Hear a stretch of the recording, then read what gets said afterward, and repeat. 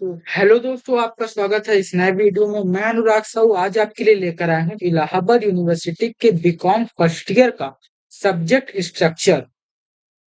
आज मैं आपको बताने वाला हूँ कि इलाहाबाद यूनिवर्सिटी में बीकॉम फर्स्ट ईयर में कौन कौन से सब्जेक्ट होते हैं, और ये जो सामने आपको दिख रहा है group A, group B, group C, ये सब क्या है। सब्जेक्ट में पासिंग मार्क्स कितने हैं, ओवरऑल आपको कितने मार्क्स लाने होते हैं ताकि आप पास हो सके, ये सब के बारे में आज मैं आपको बताने वाला हूँ। सबसे पहले ये जो दिख रहा है आपको BCom part one, BCom part one. तो इलाहाबाद यूनिवर्सिटी में बीकॉम फर्स्ट ईयर को मतलब बीकॉम पार्ट वन कहा जाता है। ये बीकॉम पार्ट वन है। अगर आप बीकॉम सेकेंड ईयर में जाएंगे तो बीकॉम पार्ट टू, अगर आप थर्ड ईयर में जाएंगे तो बीकॉम पार्ट थ्री। तो इस प्रकार से यहाँ पे होता है। अब यहाँ पे 6 सब्जेक्ट आपको दिख रहे होंगे, 1 2 3 4 5 6। 6 सब्जेक्ट यहाँ पे हैं, और यहाँ पे बीकॉम फर्स्ट ईयर में जितने भी सब्जेक्ट हैं वो सब कंपलसरी होते हैं। ये जो इंडियन इकोनॉमी आपको दिख रहा है ये अब यहाँ पे नहीं होता है। अब तो इसको आप यहाँ पे काट दीजिएगा। तो यहाँ पे जितने भी सब्जेक्ट होते हैं वो सब कंपलसरी होते हैं। पहला आपका सब्जेक्ट होता है अकाउंटिंग, इसको आप लोग जानते होंगे। और दूसरा आपको आपका सब्जेक्ट है बिजनेस लॉ। तीसरा है बिजनेस इकोनॉमिक्स। चौथा है बिजनेस कम्युनिकेशन। और पांचवा है money banking and foreign exchange. और छठवा जो आपका है वो है बिजनेस ऑर्गेनाइजेशन एंड मैनेजमेंट।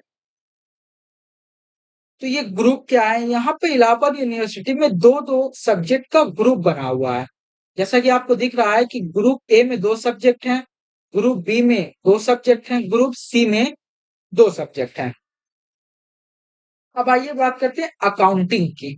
तो यहाँ पे जितना भी पेपर होता है आपका 100 मार्क्स का होता है। अकाउंटिंग है तो ये 100 मार्क्स का होगा।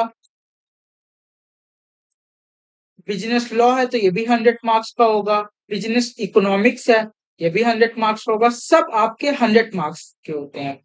और आपको 100 में से 30 नंबर, 30 नंबर जो लाना होता है वो कंपलसरी आपको लाना ही होता है। अगर आपको पास होना है तो आपको कम से कम 30 नंबर 100 में से लाना अनिवार्य है। दो दो सब्जेक्ट का यहाँ पे ग्रुप बना हुआ है। और ये जो सब्जेक्ट है ये सभी आपके कंपलसरी होते हैं, जैसा कि मैंने आपको बताया। और मैं आपको एक बात बता दूं कि यहाँ पे जो पेपर होता है वो सीरियल वाइज होता है। जैसे आपके स्कूलों में हुआ करता था कि पहले अकाउंटेंसी का पेपर हो जाता था, तो कभी बिजनेस स्टडीज का पेपर हो जाता था, तो कभी बिजनेस इकोनॉमिक्स का पेपर हो जाता था। तो एक सिस्टम नहीं होता था, एक पैटर्न नहीं होता था पेपर होने का। वो कभी भी कोई सा भी पेपर हो जाया करता था, लेकिन यहाँ पे एक पैटर्न को फॉलो किया जाता है। सबसे पहले आपके अकाउंटिंग का पेपर होगा, उसके बाद बिजनेस लॉ का पेपर होगा, फिर बिजनेस इकोनॉमिक्स का पेपर होगा, फिर बिजनेस कम्युनिकेशन का पेपर होगा, फिर money banking and foreign exchange का, फिर बिजनेस ऑर्गेनाइजेशन एंड मैनेजमेंट का पेपर होगा।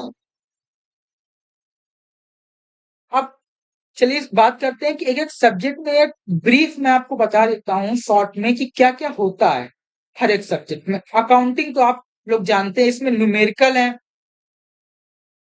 और थ्योरी है। तो एयू में जो होता है वो न्यूमेरिकल आपके ज्यादा मात्रा में पूछे जाते हैं। अब यहाँ पे अकाउंटिंग जो होती है वो आपकी एडवांस टाइप की हो गई है। 11th 12th में जो आपने अकाउंटिंग पढ़ी वो थोड़ी नीचे टाइप की थी, मतलब लेवल उसका कम था। यहाँ पे जो आपका है वो लेवल आपका उठेगा, क्योंकि ये ग्रेजुएशन में आप लोग आ गए हैं। तो यहाँ पे आपके लेवल को जो होता है वो उठाया जाता है। तो अब जो बात आती है बिजनेस लॉ में, बिजनेस लॉ में क्या है, तो बिजनेस लॉ में यहाँ पे आपके लॉ पढ़ाए जाएंगे कि अगर कोई व्यक्ति है उसने बिजनेस स्टार्ट किया है तो उसे कौन कौन से लॉ को फॉलो करना पड़ेगा। अगर वो कंपनी खोल रहा है तो कौन कौन से लॉ लगेंगे। अगर वो 1 पर्सन कंपनी खोल रहा है तो कौन से लॉ लगेंगे। अगर वो सोल प्रोप्राइटरशिप में बिजनेस करना चाहता है तो कौन कौन से लॉ रहेंगे। पार्टनरशिप फर्म खोलेगा तो कौन से लॉ रहेंगे। इन सब लॉ के बारे में आपको यहाँ पे पढ़ाया जाएगा बिजनेस लॉ में।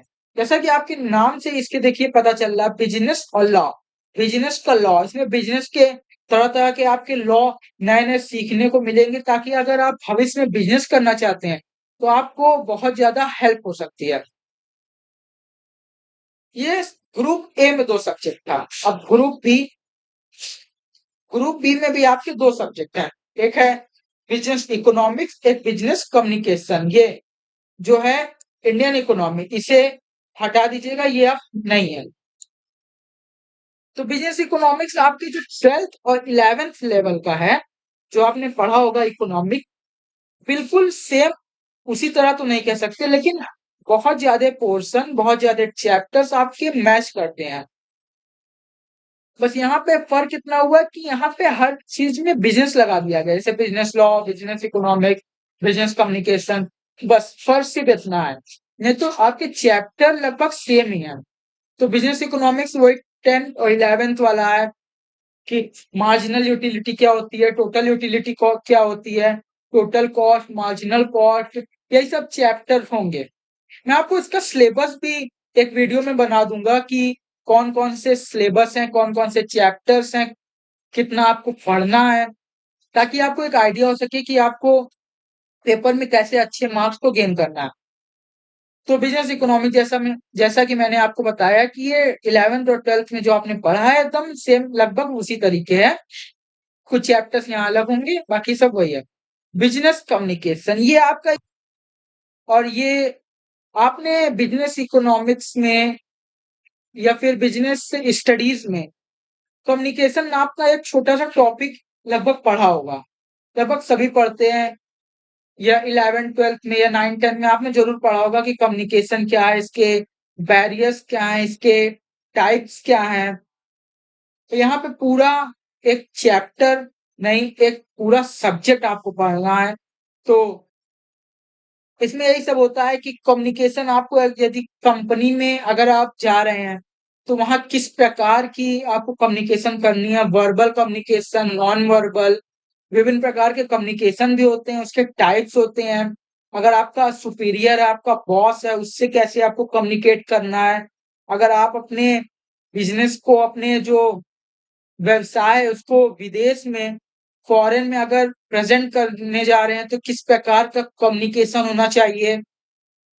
इन सब के बारे में यहाँ पे आपको सिखाया जाएगा। आप ये बहुत अच्छा चैप्टर है, इसमें आपको बहुत कुछ सीखने को मिलेगा। आपके जो डेली लाइफ है, जो आपके फ्यूचर में भी काम आने वाला सब्जेक्ट मैं कहूँगा कि ये बिज़नेस कम्युनिकेशन है। अब आते हैं बात कि money banking and foreign exchange क्या है? तो ये भी आपके 11th और 12th में आपने पढ़ा होगा कि मनी क्या है? मनी के जो सिग्निफिकेंस कौन-कौन से हैं, इम्पोर्टेंस कौन से हैं, फंक्शंस कौन से हैं, टाइप्स कौन-कौन से हैं, ये सब इसमें पढ़ना है। बैंकिंग के बारे में यहाँ पे 11th और 12th का ही होगा, लेकिन यहाँ पे आपको ब्रीफ ना पढ़ा के एक विस्तार में डिटेल में पढ़ाया जाएगा, क्योंकि आप ग्रेजुएशन में आ गए हैं, फर्स्ट ईयर है आपका, तो इसमें आपको एक नज़रिया आपका यहाँ पे चेंज किया जाएगा। जैसे मनी है, यहाँ पे 11th-12th का तो होगा, लेकिन इतना डिटेल में पढ़ाया जाएगा कि आपका नज़रिया यहाँ पे चेंज कर दिया जाएगा। आपका जो एटीट्यूड है उसको चेंज कर दिया जाएगा। देखने का जो प्रोस्पेक्टस है उसको बदला जाएगा। इसी प्रकार बैंक क्या है, बैंक के फंक्शन कौन-कौन से हैं, इम्पोर्टेंस कौन-कौन से हैं, यही सब है इसमें। लेकिन यहाँ पर जो है आपको बिल्कुल डिटेल में पढ़ाया जाएगा और एकदम मास्टर लेवल का मैं कहूँगा कि यहाँ पे आपको पढ़ाया जाएगा। अब आते हैं फॉरेन एक्सचेंज, ये भी एक आपके सब्जेक्ट में एक टॉपिक है। फॉरेन एक्सचेंज ये भी 3-4 इसमें चैप्टर्स आएँगे फॉरेन एक्सचेंज के। अब आता है बिज़नेस ऑर्गेनाइजेशन एंड मैनेजमेंट। तो बिज़नेस ऑर्गेनाइजेशन एंड मैनेजमेंट क्या है? आपने 11th और 12th में एक सब्जेक्ट पढ़ा होगा बिज़नेस स्टडीज़। इसको हिंदी में व्यवसाय अध्ययन कहा जाता है। ये जो बिज़नेस ऑर्गेनाइजेशन है, ये एकदम उसी तरीके का तो नहीं कह सकते, लेकिन इसमें बहुत से चैप्टर उससे मैच खाएँगे। बहुत से चैप्टर आपके उसी में से मैच खाएँगे। जैसे आपका प्लानिंग है, प्लानिंग यहाँ पे भी आएगा। जो मैनेजमेंट है, यहाँ पे भी आएगा। ऑर्गेनाइजेशन, स्टाफिंग, कंट्रोलिंग, वो सारे चैप्टर मतलब आपका जो पूरा मैनेजमेंट है वो यहाँ पे कवर किया जाएगा। और भी न्यू चैप्टर्स भी यहाँ पे कवर किए जाएँगे, क्योंकि ये आपको 11th-12th तो है नहीं, यहाँ पे बीकॉम पार्ट 1 है ये, बीकॉम फर्स्ट ईयर है। तो यहाँ पे कुछ आपको न्यू चैप्टर्स भी सीखने को मिलेंगे। ओवरऑल आपको बहुत कुछ यहाँ पे सीखने को मिलेगा। इससे आप का जो माइंड का जो विस्तार है, माइंड आपका बिल्कुल मतलब यहाँ पे खोल दिया जाएगा। खोलने का इन द सेंस कि जैसे आप जितना सिलेबस है, उतना ही पढ़ लिया करते थे 11th-12th में, पेपर दिए, पास हो गए।